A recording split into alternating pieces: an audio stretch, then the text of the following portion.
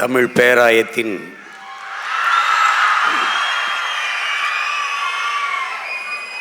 தலைவர் பெருமதிப்பிற்குரிய முனைவர் கரு நாகராஜன் அவர்களே,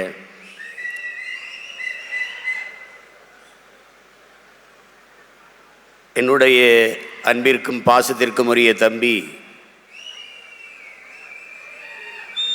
வளாக நிர்வாகி இரா அருணாச்சலம் அவர்களே,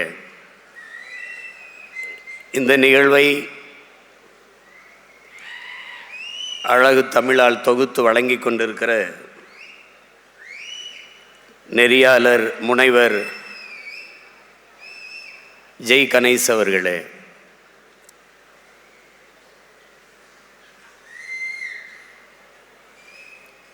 நம்முடைய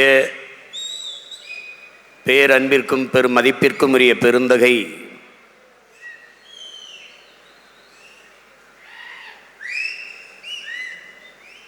எஸ்ஆர்எம் கல்வி குழுமத்தினுடைய தாளாளர் மாண்புமிக்க நம்முடைய ஐயா பாரிவேந்தர் அவர்களுக்கும், அரங்கிலே நிறைந்து அமர்ந்திருக்கிற நாளைய என் தமிழ் சமூகத்தை ஒரு வலிமைமிக்க வளமைமிக்க தமிழ் சமூகமாக மாற்றி படைக்க காத்திருக்கிற இளைய தலைமுறை புரட்சியாளர்களே, என்னுயிர் தம்பி தங்கைகளே,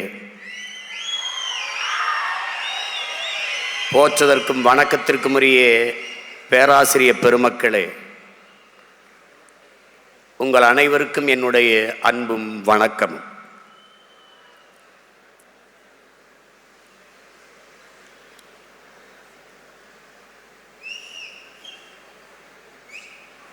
தமிழ் பேராயம் என்ற ஒரு அமைப்பை தொடங்கி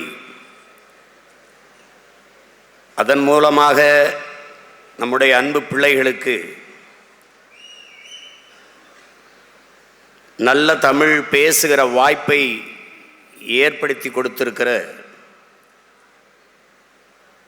நம்முடைய பாரிவேந்தர் ஐயா அவர்களை எவ்வளவு பாராட்டினாலும் அது தகும்.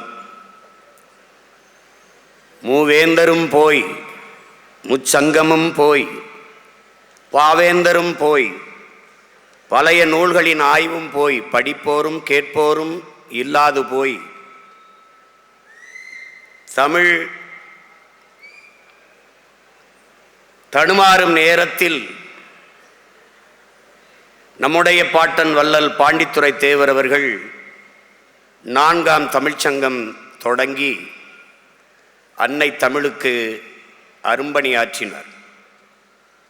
அதற்கு பிறகு இன்று நம்முடைய வள்ளல் பாரிவேந்தர் அவர்கள் தமிழ் பேராயம் என்ற ஒரு அமைப்பை தொடங்கி தமிழ் வளர்த்து கொண்டிருக்கிறார்கள். என் அன்பு பிள்ளைகளே, நாட்டை ஆண்ட மன்னர்களே வள்ளல்களாக இருந்த பரம்பரையில் வந்தவர்கள் நாம்.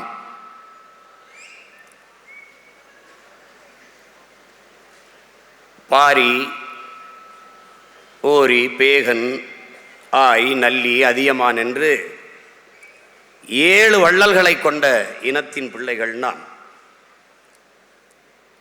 அதிலே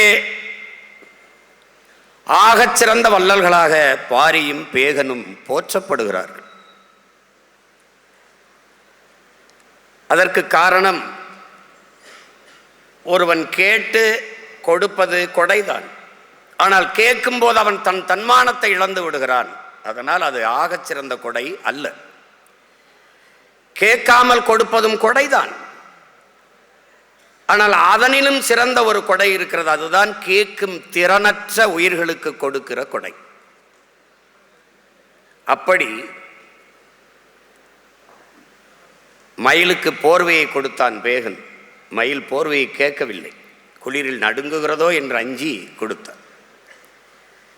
முல்லைக்கு தேரை கொடுத்தான் பாரி. 326 கிராமங்களை நாட்டுக்குடிகளுக்கு கொடையாக கொடுத்தான். அவன் வள்ளல் என்று போற்றப்படவில்லை. ஒரே ஒரு முல்லை கொடிக்கு தேரை கொடுத்தான். ஊரையே கொடுத்தான், போற்றப்படவில்லை. முல்லை கொடிக்கு தேரை கொடுத்தான், வள்ளல் என்று போற்றப்படுகிறான். அவன் முல்லை கொடிக்கு தேரை கொடுத்தான். இன்று நம்முடைய வள்ளல் பாரி வேந்தர் அவர்கள் தமிழ் குடிக்கு கல்வியை கொடுத்து கொண்டிருக்கிறார்.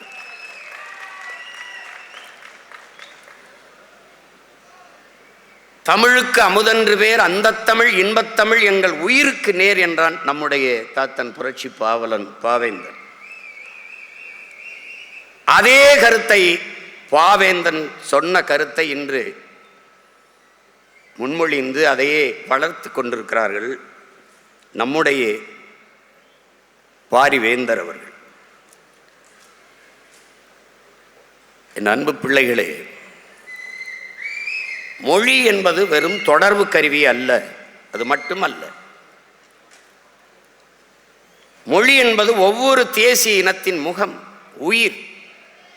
அதுதான் கலை, இலக்கியம், பண்பாடு, வழிபாடு, அறிவியல், அரசியல், வரலாறு எல்லாமே மொழிதான். ஒரு மொழி சிதைந்து அழியுமானால் அந்த இனம் அழியும். ஒரு நாட்டை அழிப்பதற்கு படை திரட்டி வர வேண்டியது இல்லை. யானைப்படை, குதிரைப்படை, பீரங்கி படை தேவையில்லை. ஒரு உயிரை கூட கொல்ல வேண்டியதில்லை. ஒரு துளி ரத்தம் பூமியிலே சிந்த வேண்டியதில்லை. அந்த நாட்டை அழித்து விட முடியும். எப்படி அழிக்க முடியும்? முதலில் அவன் மொழி அழித்து விட்டால் அவனுடைய கலை, இலக்கிய, பண்பாடு, அடையாளம் அழிந்துவிடும். பிறகு அந்த நாடு அழிந்துவிடும். இப்படி ஏறக்குறைய 90 விழுக்காட்டுக்கு மேலே தமிழ் மொழி சிதைந்து அழிந்து தமிழ்நாடு அழிந்து போகும். நாட்டிற்கு பெயர் தமிழ்நாடு என்று இருக்கிறது, ஆனால் தமிழுக்கும் தமிழர்களுக்கும் இது சுடுகாடாக மாறி இருக்கிறது. ஒரு அறிவு சமூகம் ஆழ்ந்து இதை அறிந்து கொள்ள வேண்டும். இங்கே பேசிய நம்முடைய பிள்ளைகள் எல்லாம் மிகுந்த ஆற்றலை வெளிப்படுத்தினார்கள். சொல்லும் போதே பேச்சு ஆற்றல் என்று சொல்லுகிறது. காரணம், பேச்சும் ஒரு ஆற்றல், ஒரு திறன். சாக்ரட்டிஸ் சொல்கிறான், ஒரு மனிதனின் அறிவை எதை வைத்து கணக்கிடுவாய்? நீ எழுப்புகிற கேள்விக்கு அவன் சொல்லுகிற பதிலை வைத்து கணக்கிடக்கூடாது. பிறகு எதை வைத்து? நீ எழுப்புகிற கேள்விக்கு இன்னொரு கேள்வியவே பதிலாக தருவானையானால் அதை வைத்துத்தான் அவனுடைய அறிவை மதிப்பிட வேண்டும் என்கிறார். நம்முடைய பிள்ளைகள் பேச்சு திறனில் மட்டுமல்ல, தர்க்க அறிவிலும் வாத திறமையிலும் ஆற்றல் பெற்றவர்களாக இருப்பதை நாம் அறிந்தோம். நிகழ்ச்சியிலே பங்கு பெற்ற அத்தனை பிள்ளைகளுக்கும் என்னுடைய நிறைந்த அன்பும் வாழ்த்துக்களும். இங்கே முதலாவதாக வந்தவர், இரண்டாவதாக வந்தவர் தான் வெற்றியாளர் என்றில்லை. போட்டியில் பங்கெடுத்த ஒவ்வொருவனும் வெற்றியாளன் தான். பேச்சு என்பது ஒரு ஆகப்பெரிய கலை. தன் எண்ணத்தை வெளிப்படுத்தும் ஒரு கண்ணாடி தான் பேச்சு. ஒரு வலிமை மிக்க கருவி பேச்சு. ஒரு எளிய மகன், உங்கள் முன்னாடி நிற்கிற உங்கள் உடன் பிறந்தவன் ஒரு எளிய மகன். ஒரு பின்புலமும் இல்லை, பொருளாதாரம் இல்லை, ஒரு ஊடக ஆதரவும் இல்லை. ஒற்றை மகனாக தமிழகத்தின் வீதிகளில் கத்தி கத்தி கத்தி பேசி பேசி 36 லட்சம் வாக்குகளை பெற்று 3வது பெரிய அரசியல் கட்சியாக வளர முடியும் என்றால் காரணம் பேச்சு.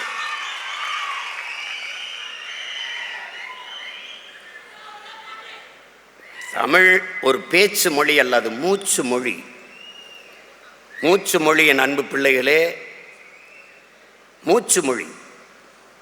எங்கள் வாழ்வும் எங்கள் வளமும் மங்காத தமிழ் என்று சங்கே முழங்கு. எங்கள் பகைவர் எங்கோ மறைந்தார், இங்குள்ள தமிழர்கள் ஒன்றாதல் கண்டே. திங்களோடும் செலும்பரிதி தன்னோடும் விண்ணோடும் உடுக்கலோடும் மங்குள் கடல் இவற்றோடும் பிறந்த தமிழோடு பிறந்தோம் நாங்கள். ஆண்மை சிங்கத்தின் கூட்டம் என்று சிறியோருக்கு ஞாபகம் செய், முழங்கு சங்கே முழங்கு.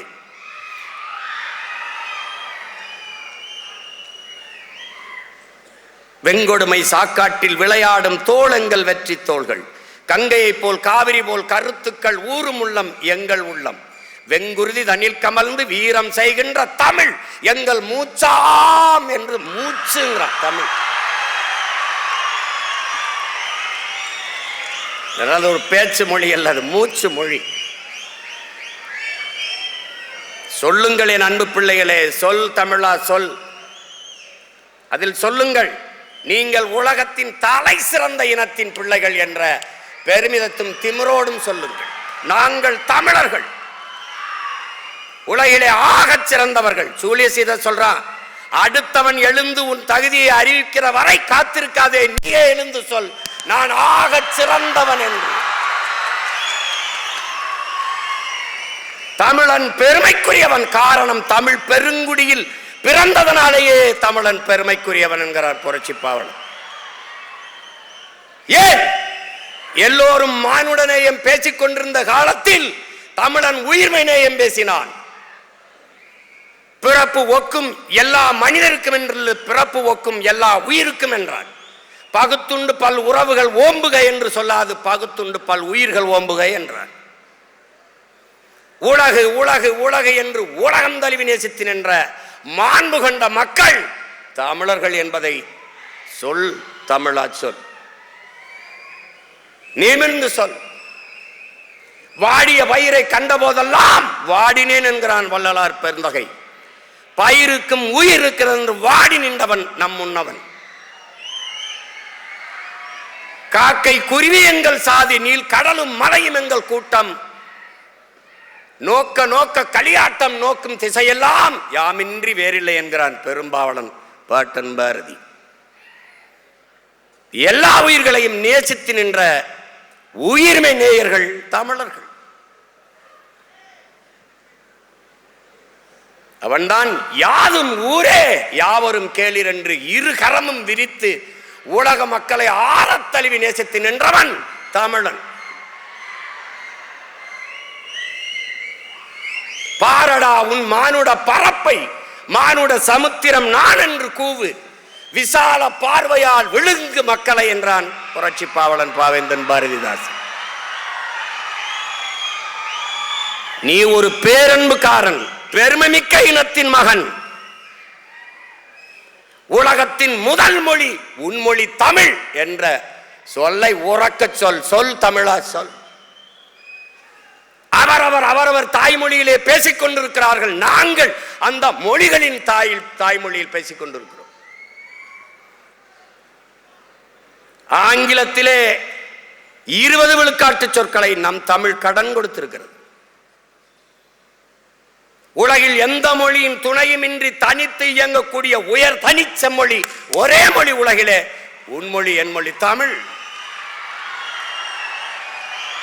எல்லா மொழிகளிலும் இது மைக்கு தான், நம்முடைய மொழியிலே இது ஒளி வாங்கி, எல்லா மொழியிலும் இது ஸ்பீக்கர், நம்முடைய மொழியிலே ஒளி பெருக்கி, எல்லா மொழியிலும் இது லைட், நம்முடைய மொழியிலே இது விளக்கு, எல்லா மொழியிலும் அது சேர், நமக்கு நாற்காலி, எல்லா மொழியிலும் அது லேப்டாப், நமக்கு மடிக்கணினி. எந்த மொழியின் துணையின்றி தனித்து இயங்கக்கூடிய உலகில் ஒரு மொழி உண்டென்றால் அது நம்முயிர் தமிழ் என்பதை என்னிலும் இளைய என் தம்பி தங்கைகள் அறிந்து கொள்ள வேண்டும். உன்னுடைய கொல் அவனுடைய கில், உன்னுடைய உடன் அவனுடைய எஸ்போர்ட் சடன், உன்னுடைய பேச்சு ஒரு எஸ்போர்ட் ஸ்பீச், உன்னுடைய பஞ்சு ஒரு எஸ்போர்ட் ஸ்பாஞ்சு, உன்னுடைய நாவாய் அவனுடைய நேவி, உன்னுடைய கட்டுமரம் அவனுடைய கட்டுமரான், நம்முடைய காசு அவனுடைய கேசு, பூரா நம்மகிட்ட இருந்து எடுத்து வச்சுக்கிட்டு அடுத்தவன் மொழியை அறிவென்று கருவது போல ஒரு அறியாமை உலகத்தில் கிடையாது. அவன் மொழியை எனக்கு அறிவாகும். ஆங்கிலம் அறிவல்ல, ஒரு மொழி. English not a knowledge, it's a language என்பதை அறிவு சமூகம் புரிந்து கொள்ளும். அது ஒரு மொழி, அவ்வளவுதான். ஒரு நிலைப்பாட்டை என் உடன் பிறந்தார்களே, என் உயிர் தம்பி தங்கைகளே, நாம் ஒரு நிலைப்பாட்டை கொள்ள வேண்டும். என்னது? உலகின் எம்மொழியும் கற்போம் நாங்கள் வாழ, எங்கள் மொழி தமிழ் கற்போம் எங்கள் இனம் வாழ என்ற கோட்பாட்டை ஏற்கும். எல்லா மொழிகளையும் கற்றுக்கொள்வோம், விரும்பினால் தேவை ஏற்பட்டால் கற்றுக்கொள்வோம். ஆனால் எம்முயிர் தமிழ் மீது உயிருக்கு மேலாக பற்றுக்கொள்ளும். இந்த அரங்கிலே எத்தனை சாளரங்கள், எத்தனை ஜன்னல்கள், அத்தனை ஜன்னல்களாக உலக மொழிகளை வைத்துக் கொள்வோம். ஆனால் நுழைவாசலாக இருக்கிற தலைவாசலாக எங்கள் உயிர் மொழி தமிழை வைத்துக் கொள்வோம். தாய்மொழி தெரியாது நீ என்ன கற்று கல்வியாளனா வந்தாலும் நீ அறிவற்றவன் தான். பெற்ற தாயை அடையாளம் தெரியலன்னா அவனை எப்படி மனுஷனா மதிப்பில? உலகில் தாய்மொழியில் கற்றவன் எல்லாம் படைக்கிறான் என் உடன் பிறந்தவனே, தாய்மொழியில் கல்லாதவன் பயன்படுத்துகிறான். உலகில் எல்லா நாடும் மேடினா இருக்கு. Made in Singapore, made in China, made in Japan, made in France, made in America. ஆனால் உன்னாடு மட்டும் மேக் இன் இந்தியாவா இருக்கு. மேக் இன்.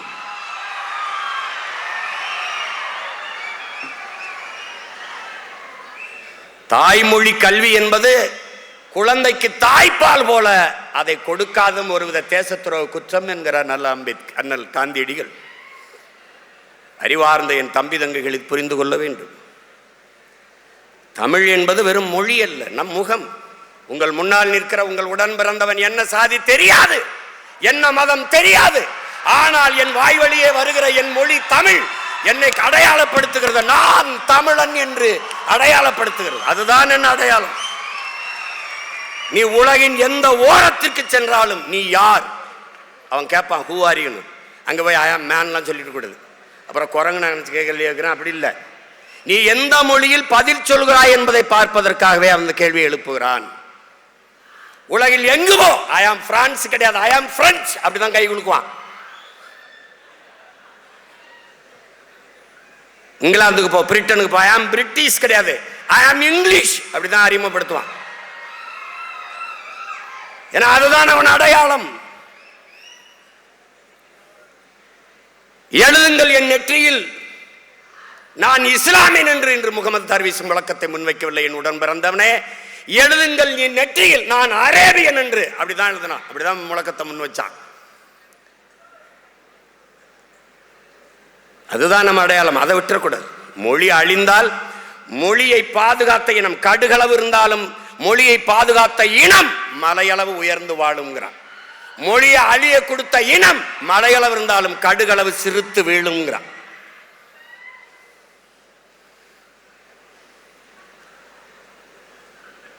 அதனால என் அன்பு பிள்ளைகள்,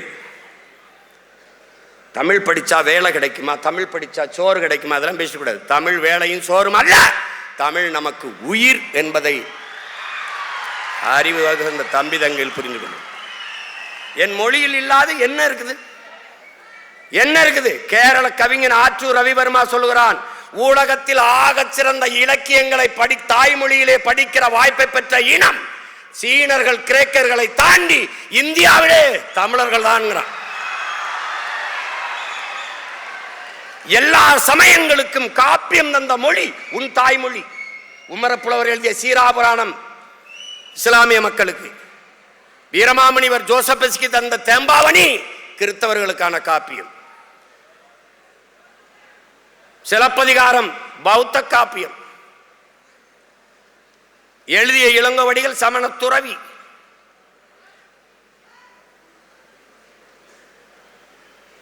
மணிமேகலை ஒரு பௌத்த காப்பியம், உங்களுக்கு தெரியும். மூவேந்தரையும் இணைச்சு, சோழ நாட்டில் பிறந்து பாண்டி நாட்டில் இறந்து சேர நாட்டில் தெய்வமாயி போனால் கண்ணகி பெருமாட்டி, 3 வேந்தரையும் இணைத்து ஒரு மாபெரும் காப்பியத்தை தந்தவன் இளங்கோவடிகள். இதுல என்ன இல்லை, பகுருளி ஆற்றுடன் பன்மலை அடுக்கத்து குமரிக்கோடும் கொடுங்கடல் கொள்ள வடதிசை கங்கையும் இமயமும் கொண்டு தென் திசை ஆண்ட தென்னவன் வாழி உன் வரலாற்று பதிவு செய்கிறான். மருங்கு வண்டு சிறந்த ஆர்ப்பம் மணிப்பாடாது பொறுத்து கருங்கையில் கண்விழித்து ஒழுகி நடந்தாய் வாழி காவேரின்னு காவேரியை வரவேற்று பாடுகிறான் இளங்கோ. முல்லையும் குறிஞ்சியும் முறைமையில் திரியும் நல்லி எழுவிழந்து நிலம் நடுக்கமுட்டு பாறை எனும் படிமம் கொள்ளுங்கிறான். எவ்வளவு பெரிய அறிவியல், எவ்வளவு பெரிய புவியியலை பாடுறான் பாரு. முல்லையும் குறிஞ்சியும் மலையை அழிச்சு காட்டை அழிச்சிட்டீங்கன்னா நிலம் நடுக்குற்று நல் இயல்பை இழந்து பாலை எனும் படிமம் கொள்ளும். இன்னைக்கு என்ன ஆயிருது? ஒரு மலை இல்லை, வெட்டி தின்ட்டான். அதுக்கு பேர் குவாரி. வாரி வாரி மலையும் மண்ணை அள்ளி திங்கிறதுனால அதுக்கு பேர் குவாரின்னு வச்சுட்டான். அறிவு சமூகம் சிந்திக்க வேண்டாமா? உன்னால் உருவாக்க முடியாத ஒன்றை உனக்கு அளிக்கிற உரிமையை யார் தந்ததுன்னு கேட்கிறான் இயேசு மாஸ்டர். வளங்களை சுரண்டி கொழுப்பதையே வளர்ச்சி என்று கட்டமைத்தவன் யார்? கற்பித்தவன் யார்? காட்டை வெட்டி அழித்தால் நட்டு வைத்து விடலாம், தண்ணீரை உறிஞ்சி வைத்தால் தேக்கி வைத்து விடலாம். ஆனால் மணலையும் மலையையும் யார் உருவாக்குவது? இயற்கையின் அரும்பெரும் கொடை. மழை இல்லாத நிலம் பாலைவனமாகிவிடும் என்கிற அந்த அடிப்படை அறிவில்லாதவர்களுடைய ஆட்சியை கொடுத்து விட்டு அல்லாடி கொண்டிருக்கிறோம்.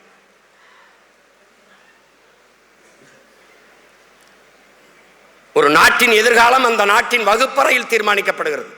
ஒரு நாட்டின் நலன் என்பது அந்த நாட்டின் ஒவ்வொரு வீட்டின் சமையல் அறையில் தீர்மானிக்கப்படுகிறது. ஒரு நாட்டின் வளம் என்பது அந்த நாட்டின் நிலத்தின் வளத்தை பொறுத்து அமைகிறது. அந்த நாட்டின் நிலத்தின் வளம் என்பது அந்த நாடு பெறுகிற நீரின் வளத்தை பொறுத்து அமைகிறது. அந்த நாட்டின் நீரின் வளம் என்பது அந்த நாடு பெறுகிற மழையின் வளத்தை பொறுத்து அமைகிறது. அந்த நாட்டின் மழையின் வளம் என்பது அந்த நாடு பெற்றிருக்கிற மலைகளின் வளத்தை பொறுத்து அமைகிறதுங்கிறான். நீ எங்க இருக்கு மலை? எங்க இருக்கு? கண் முன்னே உன் நிலம் பாலைவனமாய் கொண்டிருக்கிறது என்பதை தெரியாது நீ தவித்துக் கொண்டிருக்கிறாய். ஒரு அறிவு சமூகம் சிந்திக்கணும். இன்னைக்கு அரசியல் எதுக்கு? படிக்கிற பிள்ளைகளுக்கு எதுக்கு அரசியல்? படிக்கிற பிள்ளைக்கு சினிமா அவசியமா இருக்குதா? படிக்கிற பிள்ளை அரசியல் பேசாம எவன் படிக்கிறது? கற்றவன் தான் மற்றவருக்கு வழிகாட்டணும். வேணாம் வேணாம்னு ஏன் விலை நிக்கணும்? அன்பு பிள்ளைகளே, அரசியலை விட ஆகச் சிறந்த கல்வி உலகத்திலே ஒண்ணும் கிடையாது. அரசியலை கற்பிக்காது கல்வியே இல்லை. பேசிக்கொண்டிருக்கும் போது நம்முடைய வேந்தரையா சொல்றாங்க, அடுத்ததுல இருந்து நம்ம தொடங்குறோம் அரசியல் கற்பிக்கிறதுக்கு ஒரு பிரிவை நம்ம தொடங்குறோம்னு சொல்றாங்க. அரசியல் படிக்கணும், அரசியல் பேசணும். ஏன்? ஒரு மனிதனின் பிறப்பிலிருந்து இறப்பு வரை அனைத்தையும் தீர்மானிப்பது அரசு. நீ என்ன படிக்கணும், என்ன வேலைக்கு போகணும், அந்த எவ்வளவு சம்பளம், அது எந்த ஊர்ல அந்த பணியை செய்யணும், எல்லாவற்றையும் தீர்மானிப்பது அரசு. பிறப்பு சான்றிதழ் வாங்குவது இறப்பு சான்றிதழ் வாங்குவது வரை அனைத்து முடிவெடுப்பது அரசு. மின் கட்டணம் எவ்வளவு, அரிசி எவ்வளவு, பருப்பு விலை எவ்வளவு, எல்லாவற்றையும் நிர்வகிக்கிறது முடிவெடுப்பது யார்? அரசு. அந்த அரசை தீர்மானிப்பது அரசியல். அறிவியல், புவியியல், வேதியியல், உயிரியல் போல அரசியல் ஒரு வாழ்வியல் என்பதை அன்பு தம்பிதங்கள் புரிந்து கொள்ளும். அப்ப எல்லாவற்றையும் தீர்மானிக்கிற அரசியலை நாம் தீர்மானிக்க வேண்டும். நாம் தீர்மானிக்கணும். அரசியல் வேண்டாம் என்று நீ விலகி நிற்கலாம், ஆனால் அரசியல் உன்னை விட்டு ஒருபோதும் விலகி நிற்காது என்கிறான் அரிஸ்டாட்டில். அரசியல் வேண்டாம் என்று நீ விலகி நின்றால் நீ யாரை வெறுக்கிறாயோ அவனுடைய ஆட்சியின் கீழே வாழ நேரிடும் பிளாட்டோ. அரசியல் என்ற எண்ணம் இல்லாதவன் மனிதனாக இருக்க முடியாதுங்கிறார் அண்ணல் காந்தியடிகள். ஒவ்வொரு மனிதனின் ஒவ்வொரு சொல்லிலும் அரசியல் பிறக்குதுங்கிறான் புரட்சியாளர் லெனின். அரசியல் வேண்டாம் என்று சொல்வது வானமே இல்லாத பூமியில் நான் வாழப்போகிறேன் என்று சொல்வதற்கு ஒப்பானது. மனித உடலில் இருந்து உயிரை பிரிப்பதும் மனித வாழ்வில் இருந்து அரசியலை பிரிப்பதும் ரெண்டும் ஒன்றுதான். அரசியல் பேசணும்.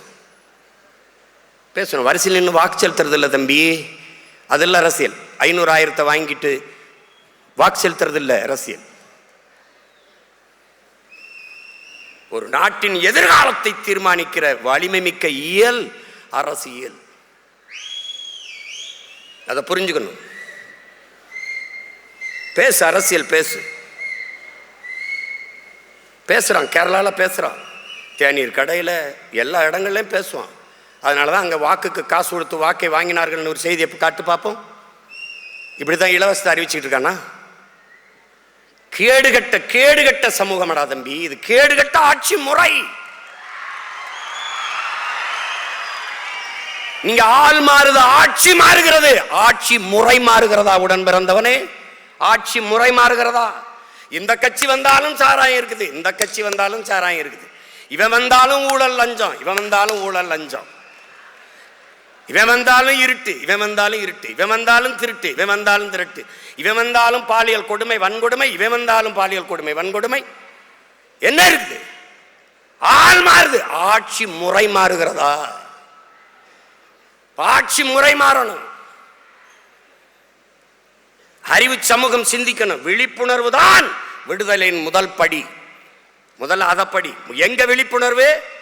உனக்கு சேவை செய்ய வருகிறவன் எதற்காக வாக்குக்கு காசு தருகிறான்? வாக்குக்கு காசு கொடுக்கிற அந்த இடத்திலே ஊழல் லஞ்சத்திற்கான விதை ஊண்டப்படுகிறது என்பதை நீ சிந்தித்தால் அதாண்டா விழிப்புணர்வு, அதாண்டா விழிப்புணர்வு. ஒரு முதலாளி முதலீடு செய்கிறான், ஒரு தொகுதிக்கு 15 கோடி 20 கோடி முதலீடு செய்கிறான் என்றால் மக்கள் சேவைக்கா லாப தேவைக்கா? இதை அறிவு சமூகம் சிந்திக்கணும். எப்படி ஊழல் லஞ்சத்தை ஒழிப்ப? எப்படி ஒழிப்ப? நீ நோட்டை வாங்கிட்டு ஓட்ட வைக்கிற, அவன் அந்த ஓட்டை வாங்கிட்டு நாட்டை வைக்கிறான், அவ்வளவுதான். என்ன மாறுதல் வரும்? என்ன மாறுதல் வரும்? வாக்குக்கு காசு கொடுக்கிற அந்த இடத்திலே மக்களுக்கான சேவை என்பது செத்து போய்விடுகிறது. மாண்புமிக்க ஜனநாயகம் செத்து கேடுகட்ட பணநாயகம் பிறந்து விடுகிறது. இதை ஒழிக்கணும். யாரால முடியும்? ஒன்னால, இங்க இருக்கிற ஒவ்வொருத்தனால. தம்பி, ஒரு வண்டி நிறைய குப்பை, அதை கொளுத்துவதற்கு வண்டி நிறைய நெருப்பை எடுத்துக்கொண்டு எவனும் செல்வதில்லை. ஒரே ஒரு தீப்பெட்டி, ஒரே ஒரு தீக்குச்சி. அப்படின்னா இந்த அரங்கத்தில் எத்தனை ஆயிரம் தீக்குச்சி இருக்கா என்பதுக்கு பற்றி எரியணும், புரட்சி தீயாக மாறணும். கட்சி ஆட்சிகளால் இதை சரி செய்ய முடியாது என் உடன் பிறந்தவனே, புரட்சி ஒன்றால் தான் இதை புரட்டி போட முடியும். எப்படிப்பட்ட புரட்சி? வெளிப்படையாகவே அநீதிகளால் கட்டமைக்கப்பட்ட சமூகத்தை தகர்த்து முற்று முழுதாக புதிய ஒரு சமூகம் படைப்பதான் புரட்சிங்கிறான் பகத்சிங். அப்படிப்பட்ட ஒரு சமூகம், அப்படிப்பட்ட ஒரு சமூகம். பாலு கலாத குழந்தை, கல்வி கேங்காத மாணவன், வேலை கலையாத இளைஞன், இதுதான் என் கனவு இந்தியா என்றான். அடிமை இந்தியாவில் பகத்சிங் வைத்த முழக்கம் விடுதலை பெற்று 80 ஆண்டுகளில் இன்னும் அந்த முழக்கத்திற்கான தேவை அப்படி இருக்கிறது. இப்ப யார் மாற்றுவது? யார் மாற்றுவது? முழுமையான நேர்மை, தூய்மை, எதையும் எளிதில் வென்று முடிக்கக்கூடிய ஆற்றல் பெற்ற இளைஞர்கள் 50 பேர் ஒன்றிணைந்தால் போதும், உலகத்தையே மிகப்பெரிய மாறுதலுக்கு கொண்டு வந்து விட முடியும் என்று வீர துறவி விவேகானந்தர் கற்பிக்கிறார். 50 பேர் ஒன்றிணைந்தால் முடியும் என்றால் 5000 பேர் நீங்க இந்த அரங்கிலே ஒன்றிணைந்திருக்கிறீர்கள். உங்களால் முடியாதா? முடியாதா? மாற்றம் என்பது எங்கிருந்து வரணும்? எனக்குள் இருந்து வரணும். என்னில் எந்த மாற்றத்தையும் ஏற்படுத்திக் கொள்ள முடியாத நான் சமூக மாற்றத்தை ஏற்படுத்த முடியாது. நீ இந்த உலகத்தை எப்படிப்பட்ட மாறுதலுக்கு கொண்டு வர விரும்புகிறாயோ அந்த மாற்றத்தை உன்னிலிருந்து தொடங்க என்கிறார் அண்ணல் காந்தியடிகள். நான் எண்ணிலிருந்து, நீ உன்னிலிருந்து, நான் நம்மிலிருந்து தொடங்குவோம் மாற்றத்திற்கான தொடக்கத்தை.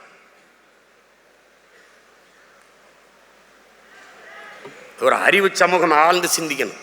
இலவசம் இலவசம் எல்லாம் கொடுக்குறான்.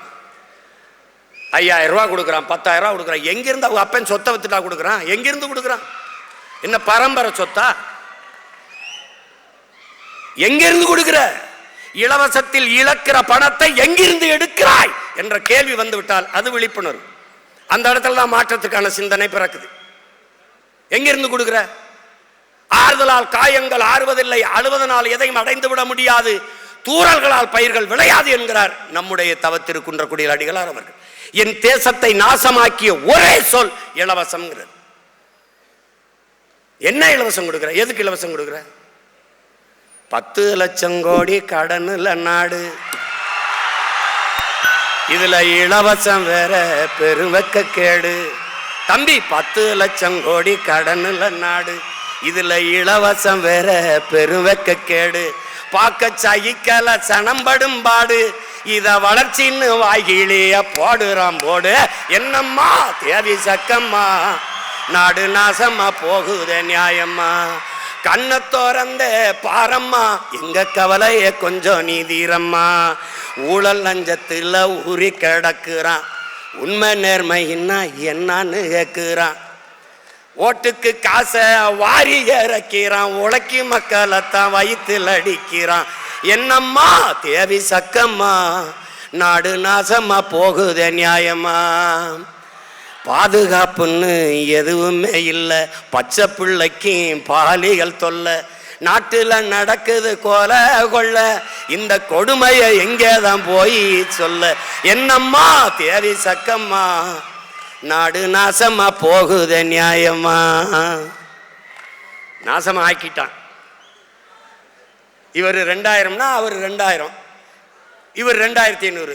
இந்த அண்ணன் பாண்டியராஜன் படத்தில் ஒரு ஏலம் விடுவாங்க, 2000, 3000, 4000, கடைசியா பிம்பிளிக்கு பிளாப்பிம்பாங்க. அதான் நடக்குது இங்க. எங்கிருந்து எடுப்ப? 10 லட்சம் கோடி கடன், வட்டி மட்டும் 1 லட்சம் கோடி. என் உடன் பிறந்தவனே 1 லட்சம் கோடி. நாட்டின் நிதிநிலை அறிக்கை 3 லட்சம் கோடி தான் பட்ஜெட்டு. ஆனால் 1 லட்சம் கோடி வட்டி கட்டுகிறார்கள். யார்? ஒரு கடன் பெறுகிறவன் என்ன பண்ணுவா? உன்னை ஈடு கேட்பான், ஒரு அடமானமா சொத்தை கொடு, இல்லை கட்டடத்தை, எதை வீடு எதையாவது காட்டணும். இவர்கள் எப்படி கடன் பெறுகிறார்கள்? எப்படி? ஒன்று மண்ணின் வளத்தை வைக்கணும், இல்லை மக்களின் நலத்தை வைக்கணும். மக்களின் வரியை 3 முறை மின்கட்டணம் உயர்ந்திருக்கு இந்த ஆட்சியில் மட்டும். 3 முறை சகிக்க முடியாத மின்கட்டண உயர்வு, சொத்து வரி உயர்வு. அப்புறம் இலவச பேருந்து. இப்படி இலவச பேருந்துனா 1 லட்சம் கோடி ஏற்கனவே அதில் கடன் இருக்கு, இழப்பு இருக்கு. இலவச பேருந்து யார் கேட்டது? தரமான பேருந்து தான் கேட்குறோம். அந்த பேருந்தை ஓட்ட பாதை இருக்கா, சாலை இருக்கா, சாலையா இருக்கா, சவக்குழியா இருக்கா? யார் இதெல்லாம் கேட்கறது? யார் கேட்கறது சொல்லு. முன்னாடி ஒரு விளம்பரம் வரும், பைக் உந்தூர்லி இருக்குல்ல, அதுக்கான சாக்கப் சார், அதுக்கு ஒரு விளம்பரம் போட்டுருந்தான். இப்போ கூட வரும்னு நினைக்கிறேன். ஒரு ஒரு பொம்பளை பிள்ளை என்ன பண்ணு, 4 குடத்தை அப்படி வச்சுக்கிட்டு நிற்கும். அவன் ஒருத்தர் மோட்டர் சைக்கிள் இப்படி வருவான், உந்தூரில் வருவான். வந்தவொடனே கையை காட்டும், ஏற்றிக்கிடுவான், குடத்தை பிடிச்சிக்கிறோம்.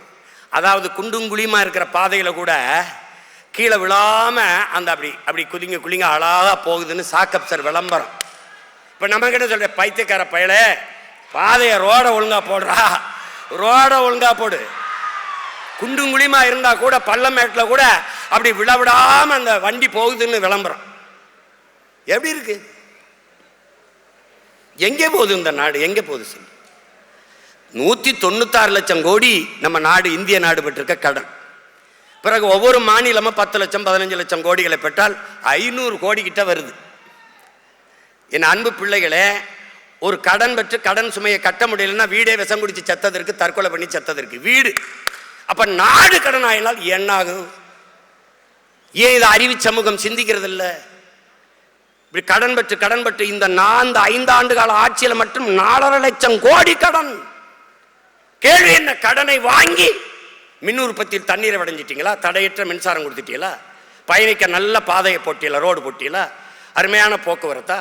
இல்லை என்ன கொடுத்துருக்கு? என்ன கொடுத்துருக்கு அரசு? எதையாவது ஒன்றை நாட்டு மக்களுக்கு நிறைவேற்றிருக்கிற ஒரு நலத்திட்டத்தை சிறப்பா ஏதாவது சொல்லு. ஒரு நாடு வளர்ச்சி என்று கட்டமைப்பதே கடனின் வளர்ச்சியை தான். வேற என்ன வளர்ச்சி இருக்கு? இவர்கள் கற்பிக்கிற வளர்ச்சி என்ன? நீ பட்னி எழுந்து செத்தினா கட்டையில் எரிக்காம கரண்ட்ல இருக்கிறது வளர்ச்சி, டெவலப்பு.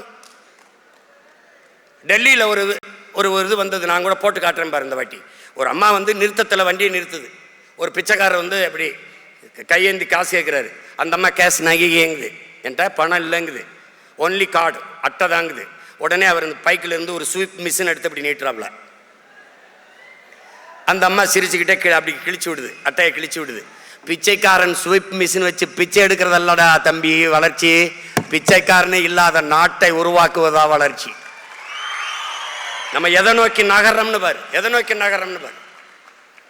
இங்கே தேர்தல் அரசியல், கட்சி அரசியல் தான் செய்வார்கள், செயல் அரசியல் கிடையாது, மக்கள் அரசியல் கிடையாது இவர்கள்ட்ட. செய்தி அரசியல், விளம்பர அரசியல் தான் இவர்கள் செய்வார்கள், சேவை அரசியல், செயல் அரசியல் கிடையாது. ஏன் இந்த மாதம் மட்டும்தான், இந்த ஆண்டு மட்டும்தான் கோடை விடுமுறை வருதா? ஏப்ரல் மே இந்த வருஷம் தான் வருதா? அந்த கோடை விடுமுறை செலவுக்கு 2000.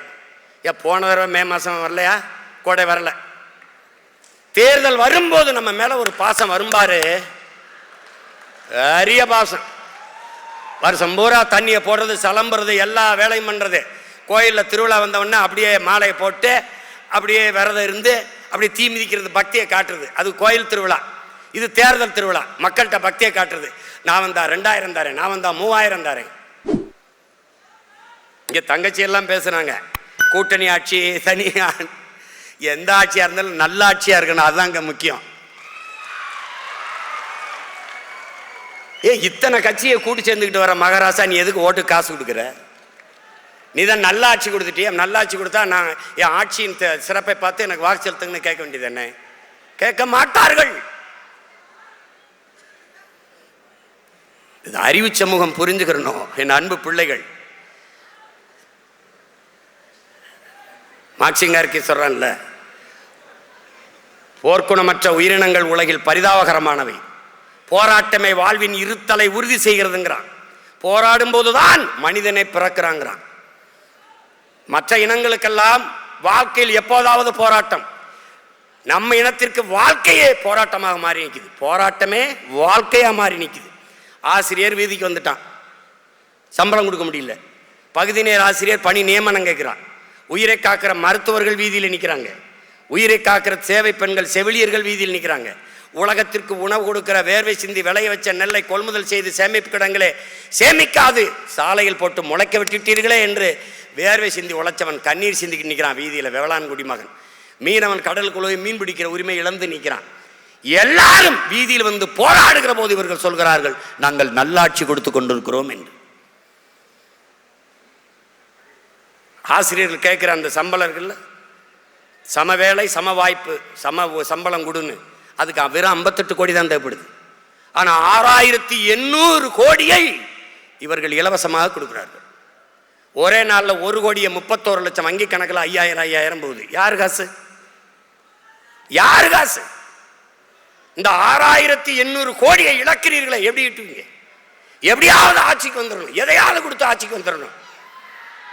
அதனாலதான் அன்பு பிள்ளைகளே, இவர்களின் நோக்கம் நம்மை ஏமாற்றுவது, நம்முடைய நோக்கம் இந்த நிலையில் இருந்து மாற்றுவது. இதுதான் புரிஞ்சுக்கணும். இங்கே பேசிய பிள்ளைகள்லாம் வரலாறு எவ்வளவு முக்கியம் என்று பேசினார்கள். வரலாற்றில் தெளிவு வராத எந்த இனமும் எழுச்சி வர முடியாதுங்கிறான் புரட்சியாளர் லெனின்.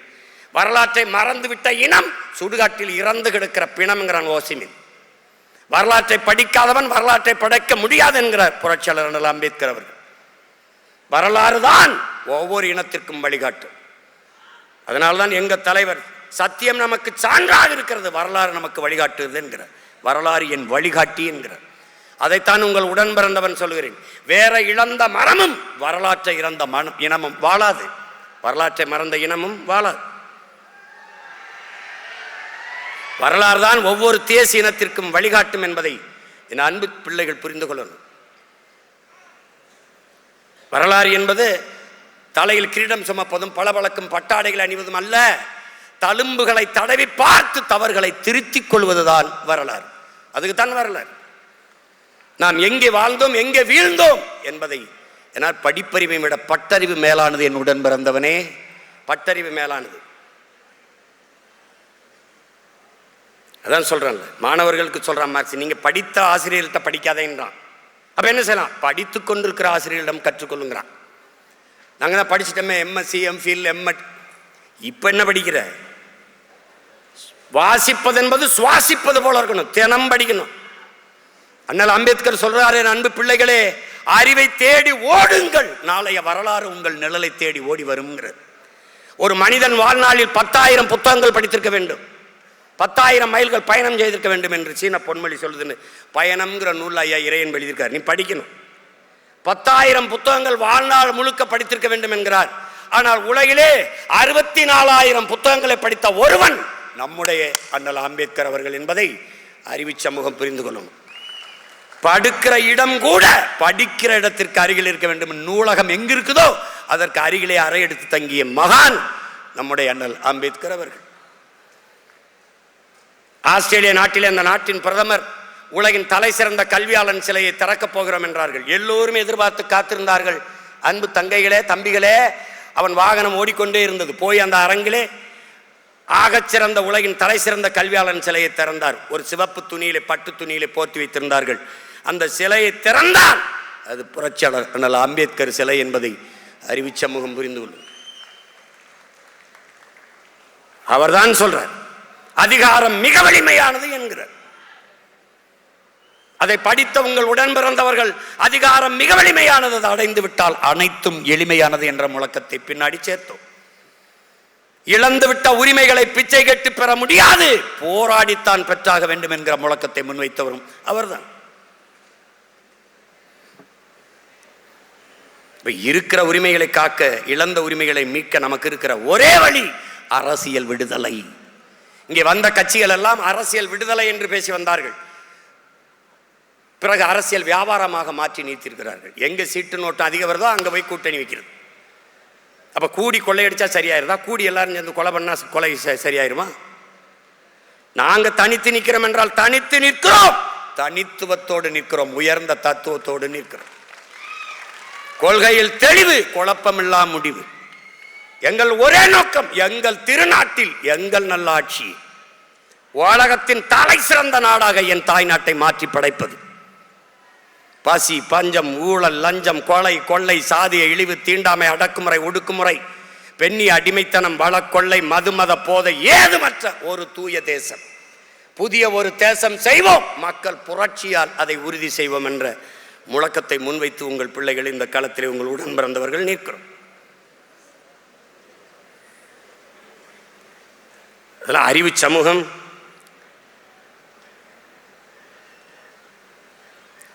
இப்படியெல்லாம் ஒரு அரிய வாய்ப்பை தமிழ் இனத்தில் முன்னவர்கள் செய்கிறதுக்கு யாரும் இல்லை. பணம் இருக்கிறவன்ட்ட இன உணர்வு மான உணர்வு இருக்காது, மான உணர்வு இன உணர்வுகிட்ட பணம் இருக்காது. இங்கே இரண்டும் இருக்கிற ஒரே ஒரு மனிதன் நம்ம இடத்தில் வாழ்கிறார் என்றால் நம்முடைய பாரிவேந்தர் ஐயா அவர்கள் தான். அந்த பாட்டில் தாயே தமிழ் தாயே எங்களை மன்னிச்சுக்க, தமிழ்நாட்டை ஆள்றதுக்கு ஒரு தமிழ் இல்லையான்னு எங்கள் ஐயாவுடைய குறையை போக்கத்தான் அவர் பிள்ளை தொடர்ந்து போராடிக்கிட்டு இருக்கேன். தொடர்ந்து போராடிட்டு இருக்கேன். பல பேர் என்னையும் காலி பண்ணுறதுக்கு எப்படியாவது அந்த கூட்டணிக்குள்ள போயிரு, எப்படியாவது போயிரு. அவங்க வந்து பேசுறதெல்லாம் பாருங்கள், இவ்வளவு கோடி கொடுக்குறோம், இவ்வளவு 1000 கொடுக்குறோம், இத்தனை 1000 கோடி கொடுக்குறோம், இவ்வளவு பதவி கொடுக்குறோம், நீங்கள் நல்லா இருப்பீங்க, நான் நல்லா இருப்பேன், நாடு மக்களுக்கு நாசமாயிருவாங்க, பரவாயில்லையா? எப்படி இருக்கு பாருங்க. இல்லை, பதவி என்பது மக்களுக்கான உதவியாக இருக்கணும். மக்களை வைத்து பிழைப்பதல்ல அரசியல், மக்களுக்காக உழைப்பது தான் அரசியல். இந்த கோட்பாட்டை பிரிந்து கொண்டு ஒரு தலைமுறை வரணும். மாசத்துங்க சொல்கிறான், இந்த உங்களை மாதிரி இருக்கிற பலாயிரக்கணக்கான இளைஞர்களை கூட்டி வச்சு சொல்கிறான். என்ன சொல்கிறான்? எல்லாரும் எழுதி எழுதி வச்ச எழுதாத வெள்ளைத்தாள்களை எனக்கு தாருங்கள்ன்றான். ஏன்னு கேட்குறான், எல்லாரும் எழுதி எழுதி வச்சதில் நான் என்ன புதுசாக எழுதினாலும் அது சரியாக வராது. நான் ஆகச்சிறந்த ஒன்றை எழுதப் போகிறேன், அதனால் எனக்கு எழுதாத வெள்ளைத்தாள்களை தாருங்கள். அப்படி எழுதாத வெள்ளைத்தாள்கள்கிட்ட வந்து பேசுறது காரணம் அதுதான். அண்ணன் பேசுனது உங்களை மகிழ்வித்தான் நானும் மகிழ்வேன். ஒரு நொடியேனும் சிந்திக்க வைத்தால் நான் பிறந்த பயனை அடைவேன். உடன் பிறந்தவனே, நான் பிறந்த பயனை, என் பிறவி பயனை அடைவேன். இதனால ஒரு அறிவு சமூகம், உங்கள் கல்வி, உங்களுடைய ஆற்றல் இந்த சமூக மாறுதலுக்கு வித்திட வேண்டும். இந்த சமூக மாறுதலுக்கு நீங்கள் பாடுபட வேண்டும். தன்னலமற்று உண்மையும் நேர்மையுமாக இந்த மண்ணுக்கு மக்களுக்கும் உழைக்க வேண்டும் என்கிற உறுதியோடு என் அன்பு பிள்ளைகள் வர வேண்டும். இன்று அறிவு கருவறையில் இருக்கிறீர்கள். நாளைக்கு இந்த கல்வியை கொண்டு இந்த தமிழ் சமூகத்தின் மாறுதலுக்கு, அதன் உயர்விற்கு நீங்கள் அரும்பாட ஆற்ற வேண்டும் என்ற அன்போடு உங்களை வேண்டுகிறேன். வாக்கு என்பது வலிமைமிக்க ஒரு ஆயுதம். மதிப்புமிக்க நம் உரிமைகளை சில ரொட்டி துண்டுகளுக்காக விற்பதென்பது அவமானகரமானது என்கிறார் அண்ணல் அம்பேத்கர். என் அன்பு பிள்ளைகளே, நீங்கள் உங்களை சார்ந்த உறவினர்கள், நண்பர்களிடத்திலே சொல்லுங்கள், வாக்கை விற்பது கூடாது. கொள்கை இல்லாத அரசியல் பாவம் என்கிறார் அண்ணல் காந்தியடிகள். கொள்கை இல்லாத அரசியல் வியாபாரம் என்கிறார் நம்முடைய தாத்தா தெய்வ திருமகன் முத்துராமலிங்க தேவர் அவர்கள். இதை இரண்டையும் நாம் செய்யக்கூடாது என்கிற எண்ணம் உங்கள் எல்லோருக்கும் இருக்க வேண்டும். நீங்கள் என் அன்பு பிள்ளைகளே, உங்களுக்கிடத்திலே உங்கள் உடன் பிறந்தவன் கேட்கிறேன், பொழுதுபோக்கு தளத்தில் இல்லாது போராட்ட களத்தில் உங்களுக்கான தலைவனை தேடுங்கள். காத்தடிக்கிற திசையெல்லாம் பறந்து போகிற பதறாக இல்லாமல் புயலே அடித்தாலும் அதே இடத்தில் கிடக்கிற வீரியமிக்க நெல்மணிகளாக இருங்கள். நீங்கள் மாசேத்துங் சொன்னது போல இந்த நாடு உங்களுடையது, எங்களுடையதும் கூட, ஆனாலும் நாடு உங்களுடையது என்று இளைஞர்கள்டே அவன் சொன்னதை என் உயிர் தம்பி தங்களிடத்திலே உங்கள் அண்ணன் சொல்லுகிறேன்.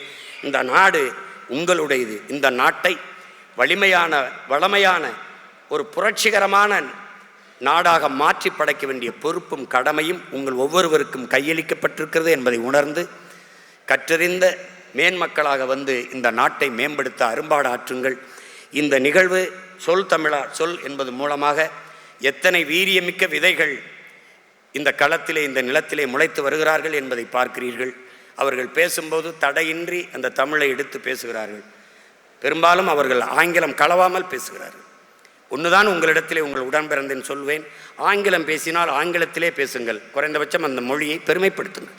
தமிழ் பேசினால் தமிழிலே பேசுங்கள், நம் தாய்மொழியை தயவு செய்து வாழ வையுங்கள். ரெண்டையும் சேர்த்து புதிதாக தங்கிலீஷை உருவாக்கி விடாதீர்கள். தொலைக்காட்சியில் எதையா திரும்பினா பாருங்கள், ஏன்டா மச்சான் டென்ஷனாக இருக்க, ஃபீல் பண்ணாதடா, கரெக்டாகிரும்டா, எல்லாம் திங்க் பண்ணி ஃபீல் பண்ணி வாக் பண்ணியாக பேசி என் அன்னை தமிழை பன்னி தமிழாக மாற்றியதை தவிர இவர்கள் ஒன்றும் செய்யும். அதிலிருந்து நல்ல தமிழை வார்க்க இந்த சொல் தமிழா சொல் நிகழ்ச்சி பயன்படுகிறது. அதை தமிழ் பேராயம் ஒரு பெரும் பணியாக செய்கிறது. அந்த தமிழ் பேராயத்தை தோற்றுவித்த எங்களுடைய போற்றுதற்கும் வணக்கத்திற்குரிய பெருந்தகை நம்முடைய வேந்தர் ஐயா அவர்களுக்கும், அதன் தலைவராக இருந்து அரும்பாடாற்றி கொண்டிருக்கிற ஐயா கரு நாகராஜன் அவர்களுக்கும், எல்லா வழியிலும் துணை நிற்கிற என்னுயிர் இளவல் அருணாச்சலம் அவர்களுக்கும், பசி நேரமாகிவிட்டது, செவிக்கொண்டது உள்ளாத போது சிறிது வயிற்றுக்கு மீயப்படுங்கிறான். இருந்தாலும் என் அன்பு பிள்ளைகள் இவ்வளவு நேரம் அண்ணனுடைய உரை கேட்டு நீங்கள் அமர்ந்திருக்கிறது எனக்கு பெருமையும் மகிழ்ச்சியும். இப்போது கலைவோம், இன்னொரு முறை இணைவோம்.